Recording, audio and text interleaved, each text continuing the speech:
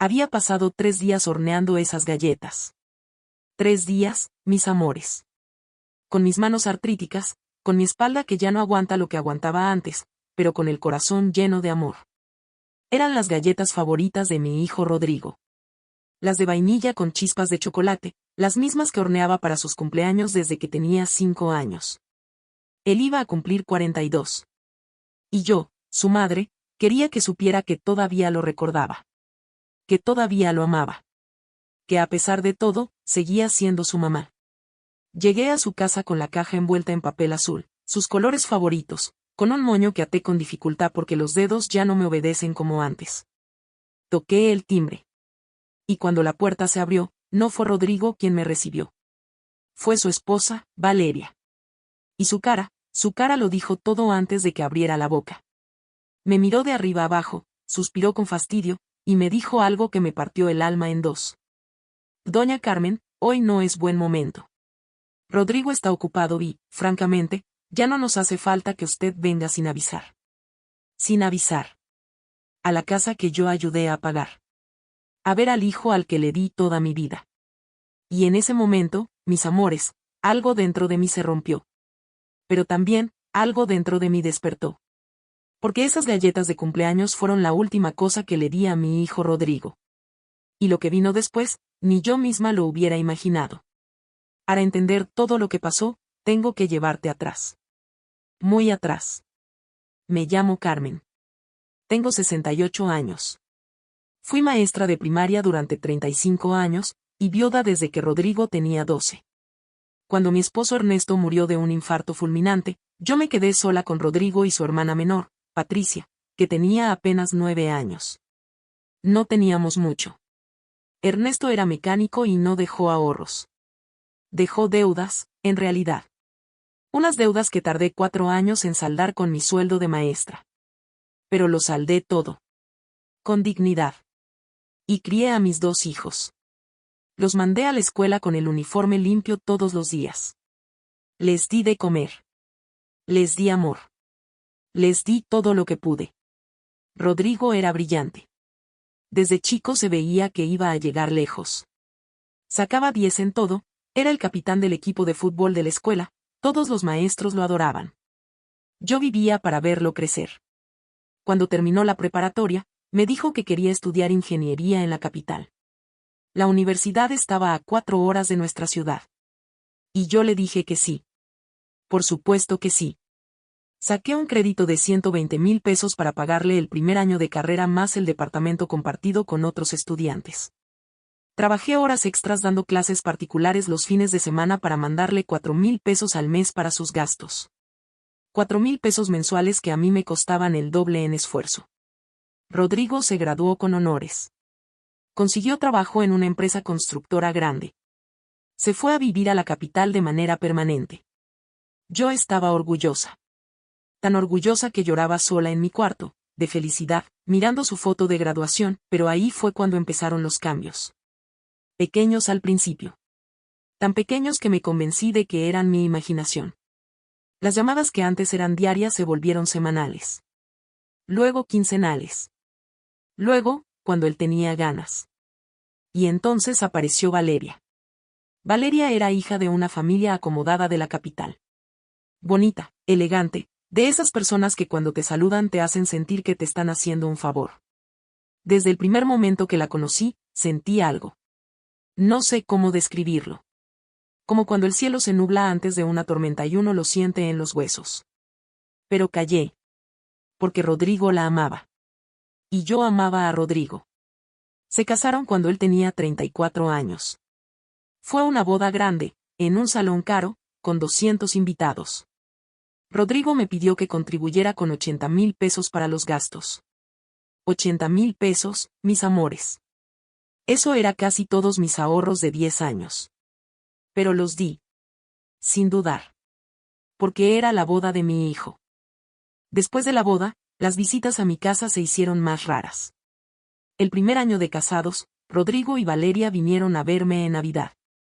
Estuvieron 2 días. Valeria pasó la mayor parte del tiempo en su teléfono, y cuando comía la comida que yo preparaba con tanto cariño, ponía esa carita de quien está comiendo algo que no le gusta pero que tolera por educación.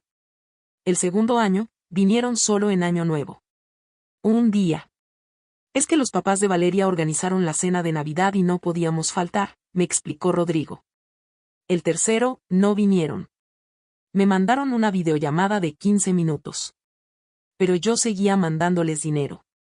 Porque Rodrigo me decía que estaban ahorrando para comprar casa, que los gastos eran muchos, que la economía estaba difícil. Les mandé 50,000 pesos para el enganche de su departamento. Gracias, ma, eres la mejor, me escribió por WhatsApp. Solo por WhatsApp. Y luego vinieron los nietos. Tuve 2 nietos. Sebastián y Renata. Los amé desde el primer segundo que supe que existían. Cuando nació Sebastián, me avisaron 3 días después del parto. 3 días. Es que estábamos muy cansados y no queríamos molestar a nadie, dijo Rodrigo. ¿Molestar? ¿A su propia madre? Fui a conocer a mi nieto cuando tenía 2 semanas. Valeria me recibió con una lista de reglas, que no lo besara en la boca, que me lavara las manos antes de cargarlo, que no lo despertara si estaba dormido, que no le diera nada de comer que ella no hubiera aprobado primero.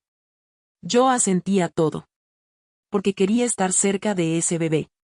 Pero en el camino de regreso a casa, en el autobús de 4 horas, lloré en silencio pegada a la ventana. Lloré porque algo me decía que ese no era el lugar que me correspondía en esa familia. Y tenía razón, el momento que más me marcó antes de las galletas fue el cumpleaños de Sebastián. Mi nieto mayor cumplía 5 años.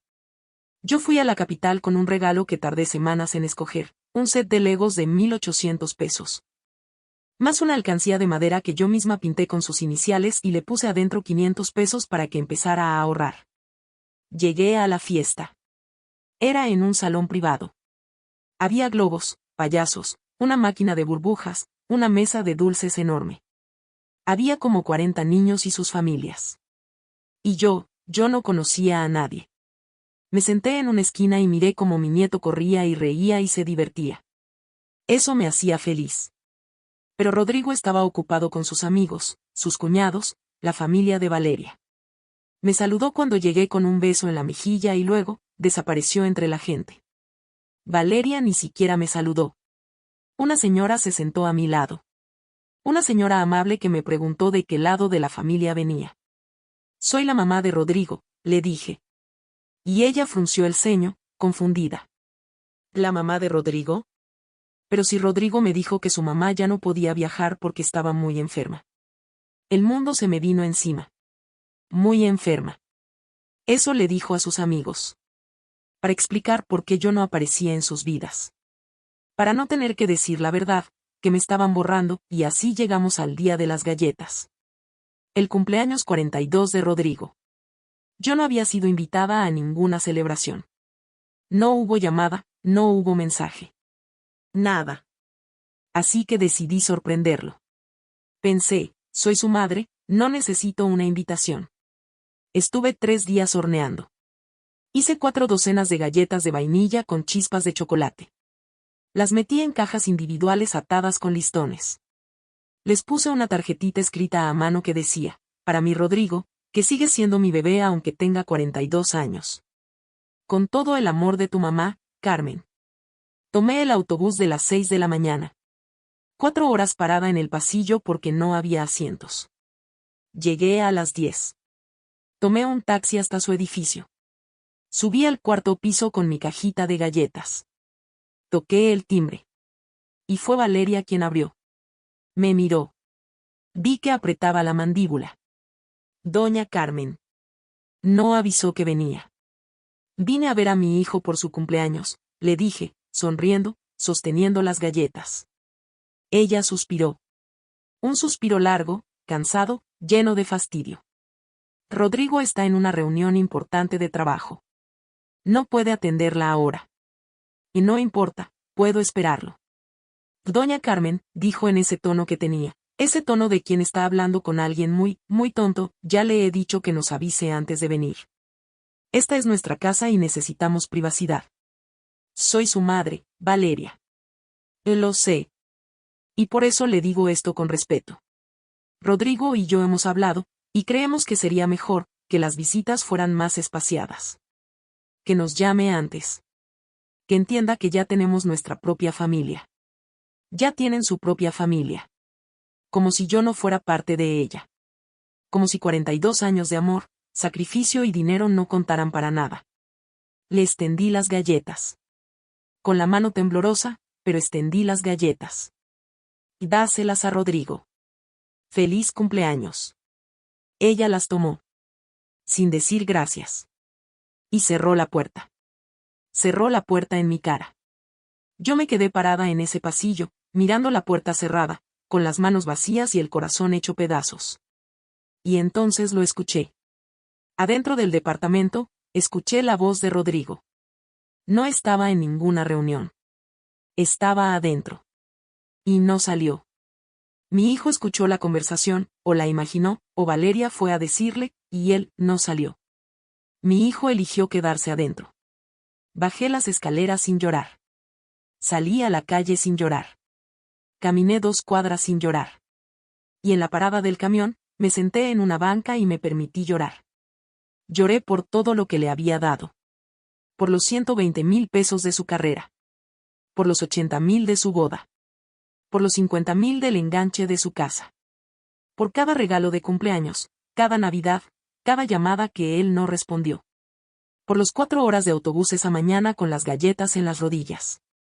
Por todas las excusas que me inventé para no ver lo que era evidente. Lloré.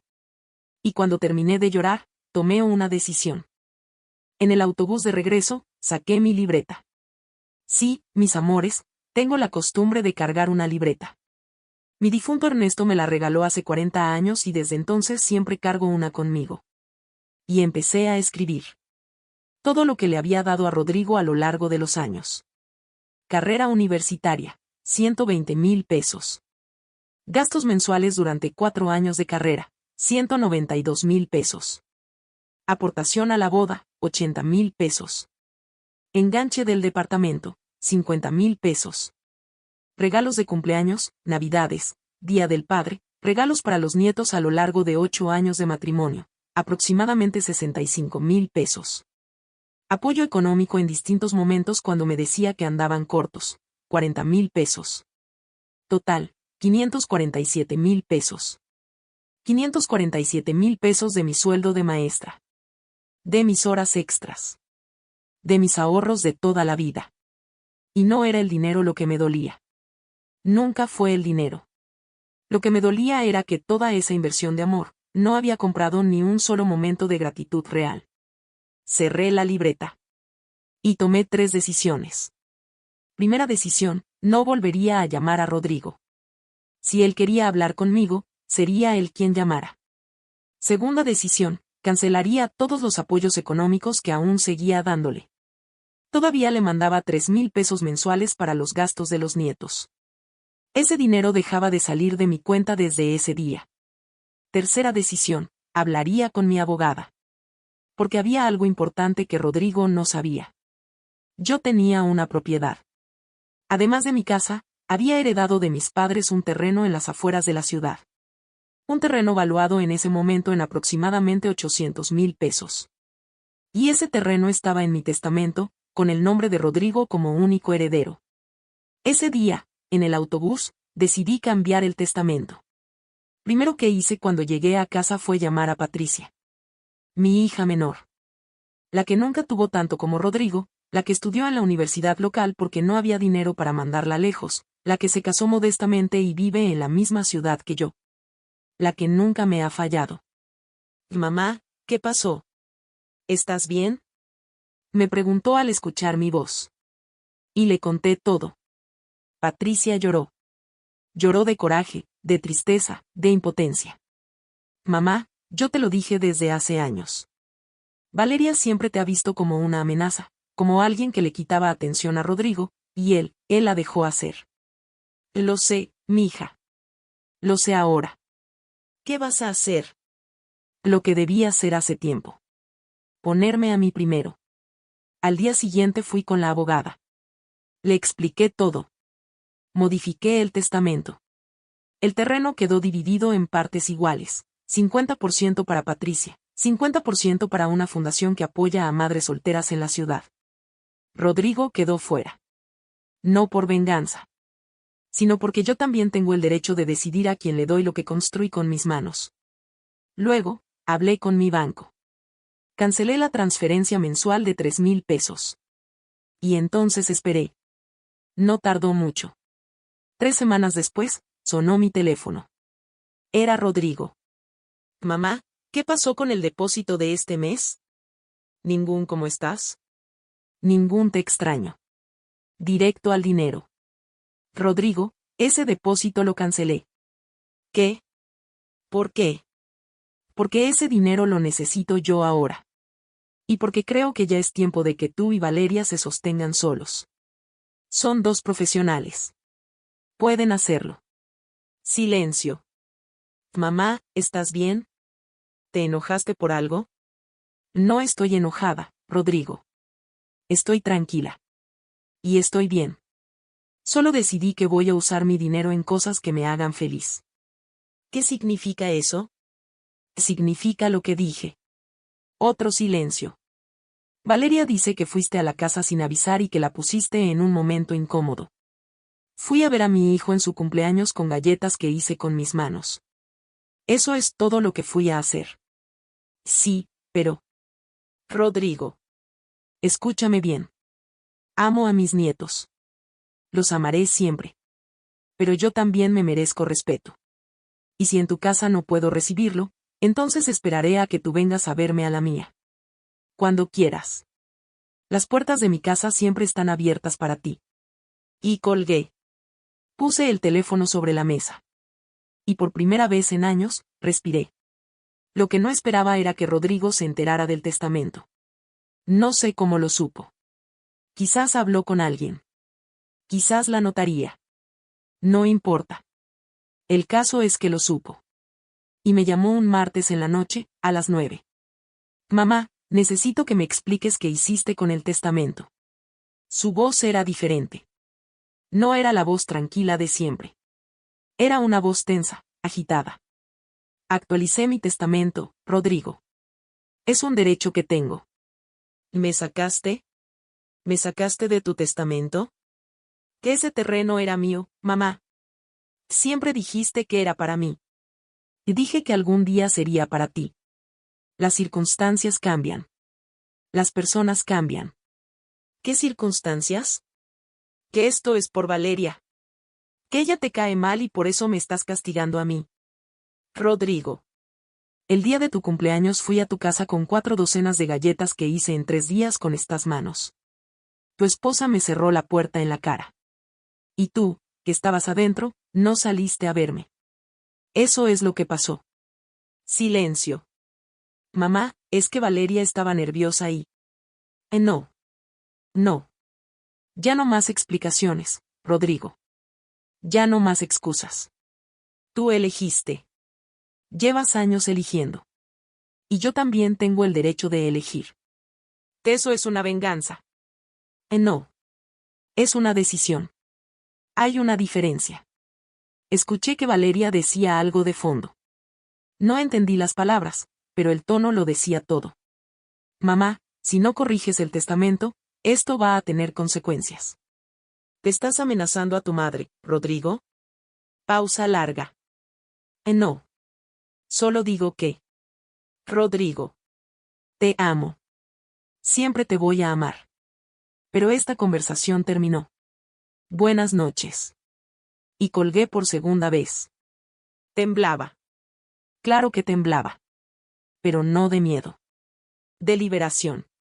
Porque por primera vez en 42 años, yo había dicho lo que sentía. Y no había cedido. Han pasado 14 meses desde el día de las galletas. Y les voy a decir cómo está mi vida hoy. Patricia viene a comer conmigo todos los domingos. Me trae a mis nietos por parte de ella, 2 niñas hermosas, y nos sentamos en la cocina a platicar y reír. Eso nunca me lo quitará nadie. Usé parte de los ahorros que ya no mando a Rodrigo para inscribirme a un taller de pintura los martes y jueves. A los 68 años descubrí que me encanta pintar acuarelas.